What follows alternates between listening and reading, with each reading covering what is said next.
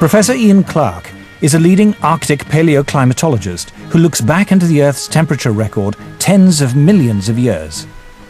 When we look at climate on long scales, we're looking for geological material that actually records climate. If we're to take an ice sample, for example, we use isotopes to reconstruct temperature, but the atmosphere that's imprisoned in that ice we liberate, and then we look at the CO2 content. Professor Clarke and others have indeed discovered, as Al Gore says, a link between carbon dioxide and temperature. But what Al Gore doesn't say is that the link is the wrong way round. So here we're looking at the ice core record from Vostok, and in the red we see temperature going up from early time to later time at a very key interval when we came out of a glaciation. And we see the temperature going up, and then we see the CO2 coming up. CO2 lags behind that increase. It's got an 800-year lag, so temperature is leading CO2 by 800 years. There have now been several major ice core surveys. Every one of them shows the same thing. The temperature rises or falls, and then, after a few hundred years, carbon dioxide follows. So obviously, carbon dioxide is not the cause of that warming. In fact, we can say that the warming produced the increase in carbon dioxide. CO2 clearly cannot be causing temperature changes.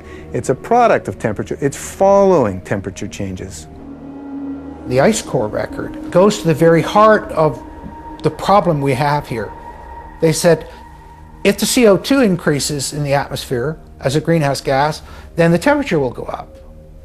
But the ice core record shows exactly the opposite.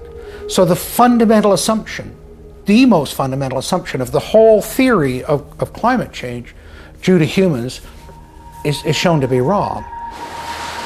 But how can it be that higher temperatures lead to more CO2 in the atmosphere? To understand this, we must first restate the obvious point that carbon dioxide is a natural gas produced by all living things. Let's not forget the false left cover of, oh, the oil industries are backing all this research that disproves climate change. Alex, we have the articles where the head of Exxon, the head of Shell Oil are calling for a carbon tax. And if you go to the smaller... The head of BP. Absolutely. And now we have the internal emails from 2000 where they were, the Climate Center was taking orders from the oil companies and saying it's only part of their agenda to take over. Mm-hmm.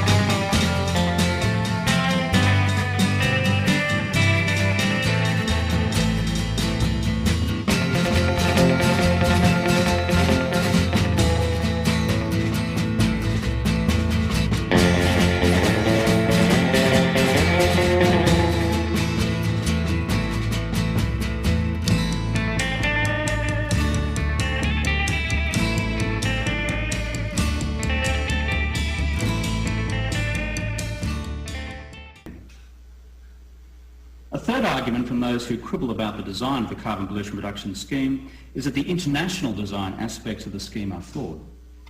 Lord Christopher Monckton, a former advisor to Margaret Thatcher, was quoted this week in the Australian press by Janet Albrechtsen. Lord Monckton describes the potential Copenhagen Agreement as a plan to set up transnational government on a scale the world has never seen before. Enter the world government conspiracy theorists. Lord Monckton also publicly warned Americans that, and I quote him, "In the next few weeks, unless you stop it, your president will sign your freedom, your democracy and your prosperity away forever," unquote. Janet Albrechtsen, in her understated neoconservative way, refers to the potential Copenhagen Agreement as a UN power grab. This gaggle of world government conspiracy theorists are so far out there on the far right that they rub up next to the global anarchists on the far left. Those who argue that any multilateral action is by definition evil. Those who argue that climate change does not represent a global market failure. Those who argue that somehow the market will magically solve the problem in a way in which it hasn't solved the problem so far.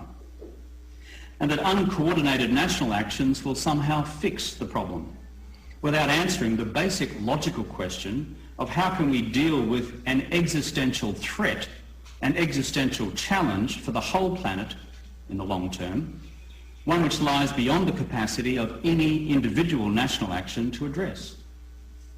The climate change deniers now form the comfortable bedfellows of the global conspiracy theorists, in total bald-faced denial of global scientific, economic and environmental reality. These arguments, thinly veiled attempts to create a new climate change global conspiracy theory, are now being used in Australia. Like the arguments from climate change deniers, these arguments have zero basis in the evidence. So that's clip number one, but we have Herman von Rompuy and everybody else saying this is global government, and then he's calling us conspiracy theorists for saying it. And then talking tongue-in-cheek, let me just read a quote from that. Without answering the basic logical question of how can we deal with the existential challenge for the whole planet, which lies beyond the capacity of any individual national action to address. Right there, he acknowledges, yes, we are setting up a world government, but we're global government conspiracy theorists, Alex, and we're in bed with climate change denial now. It's all semantics. It's all word games. The guy admits it to you as he denounces it. That's their game. Let's play von Rompuy. Here it is. 2009 is also the first year of global governance, with the establishment of the G20 in the middle of the financial crisis. The climate conference in Copenhagen is another step towards the global management of our planet. Our mission, our presidency, is one of hope. Now, we could play Al Gore saying it too. We could read out of the treaty. We have the London Guardian saying it's world government, but that it's a good thing. And we have them saying the IMF and World Bank will be the world government. I mean, we've always said the bankers are going to set up world government for themselves. Why do we know that? Because David Rockefeller wrote books about it and gave speech after speech saying it. But see, they have such disdain for the public, and I guess it works. They say global government doesn't exist. We're just setting up global governance.